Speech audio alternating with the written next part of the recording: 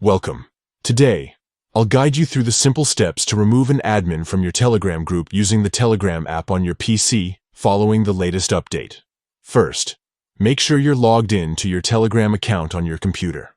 Once you're in, look through your chat list and open the group where you have admin privileges and want to make changes. At the top right corner of your group chat window, you'll see 3 dots. Click on these dots to open a drop-down menu. From here, select the option labeled Manage Group. This will take you to the group management settings, where you can control all aspects of your group. Inside the management menu, look for the section called Administrators.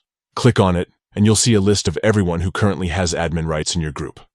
Find the admin you wish to remove. Next to their name, you'll notice a Remove button. Click on Remove to initiate the process. A confirmation prompt will appear, asking if you're sure you want to revoke this person's admin rights. Double-check to make sure you've selected the right person, then confirm your choice. After confirming, don't forget to click Save to apply the changes. That's it. You've successfully removed an admin from your Telegram group on your PC.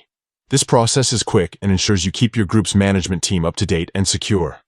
If you found this guide helpful, consider sharing it with others who might need a hand managing their Telegram groups. Thanks for watching, and see you next time.